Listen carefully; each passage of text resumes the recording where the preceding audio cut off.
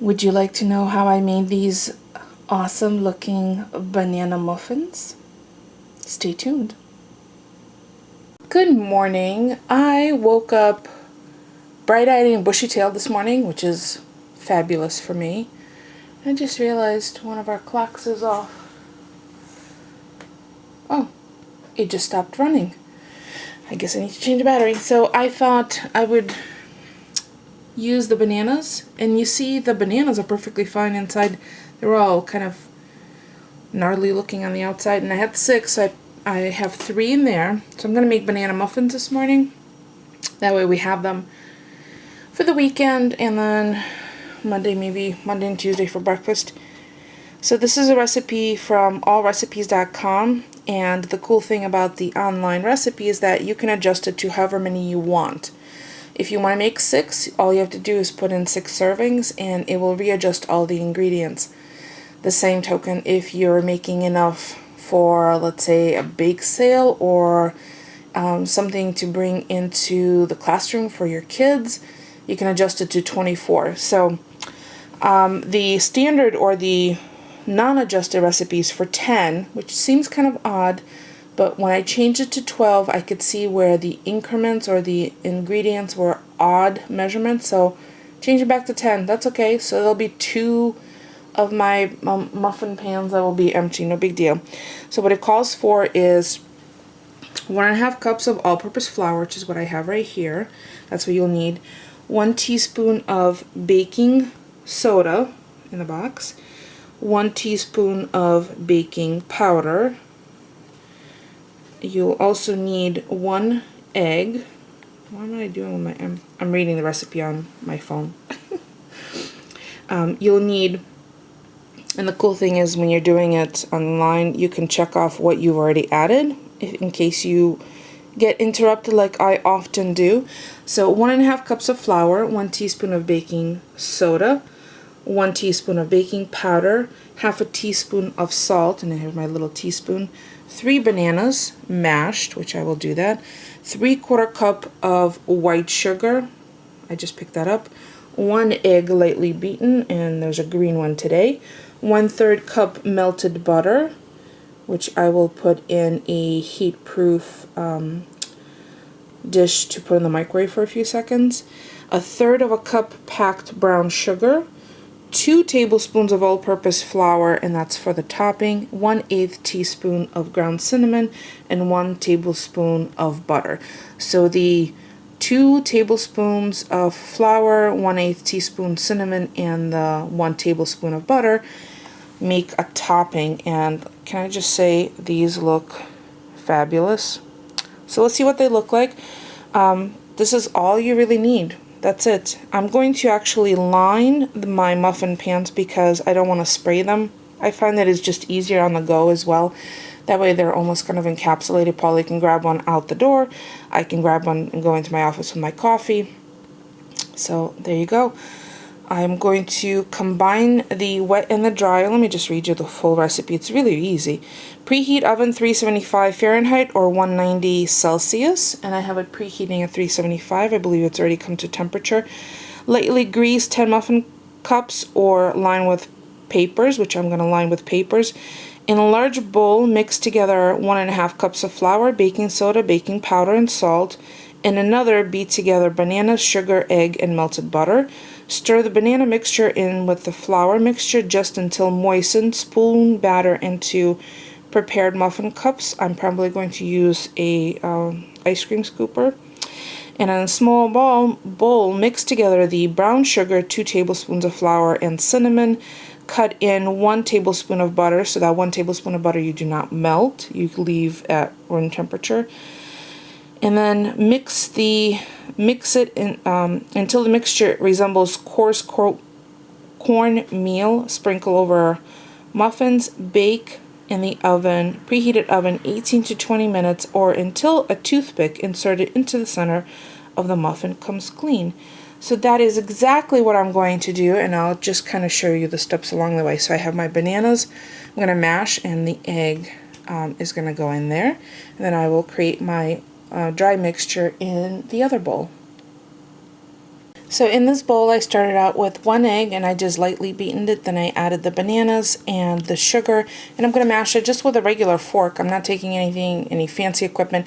The key is the easier you make it on yourself, the more likely you are to make something. So this does require 2 bowls, but 2 bowls is better than, pulling out a food processor or a stand mixer or any other tool. So all I'm doing is grabbing the fork and mashing the bananas, which are pretty ripe, up against the side of the bowl. And once I do that, I will add the melted butter. And then in this bowl, I already have the flour, baking soda, baking powder, and salt. And I whisked that together with my fork before I got it wet in this bowl. So hopefully minimizing the number of implements will help make something more often. Because, we're all very busy, and the easier something is, and it's just much nicer to do it that way. And I'm rambling because I thought I heard someone in the backyard. Anyway, so I'm gonna finish doing that and then add the butter, and then the dry and the wet get combined and go into the muffin cups. This is what the banana, egg, and sugar mixture looks like once they're just squished a little. And I'm thinking, because banana is nice, but I don't want it to be, I know it's banana muffins, I don't want them to be overwhelmingly banana. So I think I might add a little bit of orange zest, because I have some fresh oranges, and to give it a little bit of a floral citrus note. So for the topping, I have 1/3 cup of packed light brown sugar, 2 tablespoons of AP flour, a tablespoon of butter, and 1/8 teaspoon of ground cinnamon. I did also add a little bit of the orange zest just for the continuity of the flavors between the cake part and the topping part. It's entirely up to you, but I think it might bring that nice kind of, the scent, because we eat with more than just our taste buds. It's the scent, it's the look, the appeal is overall. So I'm going to use a different fork because that one is still wet, and I'm going to mix this until it looks like a crumbly textured, which will be the topping for each of the muffins. And don't worry if it looks like there's not enough batter. It will rise because there's baking soda and baking powder in it, so I better hurry up and get this in so we can have muffins in 20 minutes. So I have the crumbly topping mixture done. The batter is done. I have the muffin pan lined with just plain. I went with the plain little liners, but I do keep my muffin, and I make brownies in muffin pan as well, because they're portable and on the go and portion controlled. And I just keep them in a little canister. And just as a heads up, at the end of every single season, holiday season, the decorations that are specific for that holiday, particularly the baking supplies, always go on super duper sale. Like the Hanukkah little muffin liners that you see, cupcake liners, I think I paid 19 cents for. So, and since these don't expire, I take them out of the packaging and pop them into that canister, and they're there for me for the next holiday. I almost used the heart ones, but then I thought these are going to be kind of a earthy, rustic look, so I'm just going with plain. Now, I need to source craft color muffin liners, because I think that would be cool, and that's totally my style. So I have an orange waiting for me as a treat while the muffins bake, because I took the skin off and now I have to eat it. And then I'm going to fill them using an ice cream scoop. So I pulled out the various sizes of scoops that I have, and this is kind of like the Goldilocks story. So this one is just too small. Perfect for making truffles, but way too small to portion out regular size muffins. This one is just too large. Great for mashed potatoes when I make my meatloaf and mashed potato muffins. However, too big because you don't want to run out of batter. Plus, if you overfill, they'll get stuck on the outside of the paper to the pan, which I don't want either. So then I have this one, which is the just right. I'm going to go through, put a scoop of 1 scoop each and then see how much batter is left, and then depending on how much batter is left, I'll divide that equally amongst the 10 because this is portioned for 10. So stay tuned. I'll show you what they look like all in the pans before I put the crumble topping on. But look at that. There suddenly is 12. I made an executive decision. I know I'd call that the recipe made enough for 10, but I divided it so I get an even 12 and my OCDs calm down. No, I don't. I shouldn't joke about it, but the symmetry was definitely kind of throwing me off, and I was wondering, I could probably make this into 10. So what I did is I initially put 1 scoop in each. So as it turns out, this makes enough of the medium-sized scoop, and I'll when I write this up, I'll put the ounce, the number of ounces that particular scoop is. It makes a scoop and a half or scoop and 3/4 in each one, and it's enough for 12. So now I'm just going to put the topping on. This is where I'm going to have to be super judicious so I have enough. Look at that. I had plenty of topping for every single one, and a nice amount too. Nothing skimpy. So the only thing I'm doing now is making sure there's no topping on the metal part of the pan. Because it's mostly comprised of brown sugar, that will be the first thing that will caramelize and get crispy and dirty and could burn. So I have them all ready, and they're going into little 375 sauna for 18 to 20 minutes.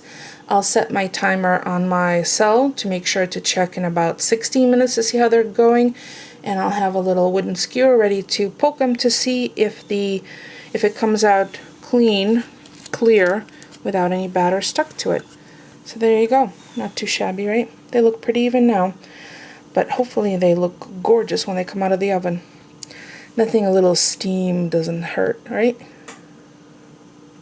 The muffins are out of the oven, looking pretty scrumptious, if I must say so myself.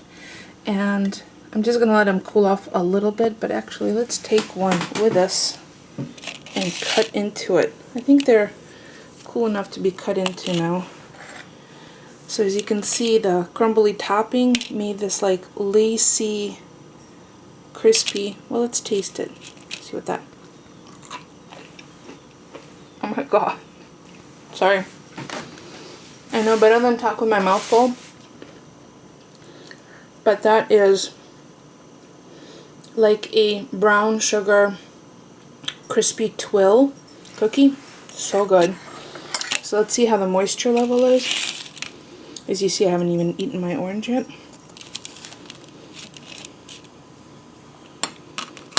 It looks moist.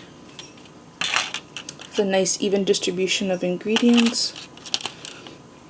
So let's have a taste test.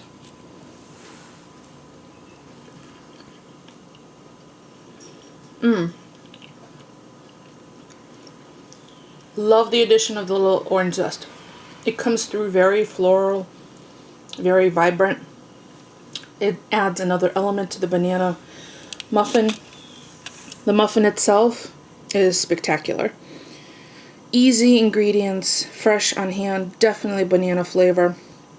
Nothing else really needed to be added. I do like the orange zest that I added. I might let this cool off just a little more. I already have my coffee ready. I might maybe have a pat of butter, maybe not, because it is very, very moist. But I'm thinking that maybe tomorrow morning for Sunday brunch, they might be nice cut in half and then grilled on a frying pan. And all the sugars will caramelize once more and give you that crispy edge, which is really, really tasty right here on top. So I think I would give this a 5 out of 5. It was simple to make. Again, keep in mind that when I cook on video, it's always longer.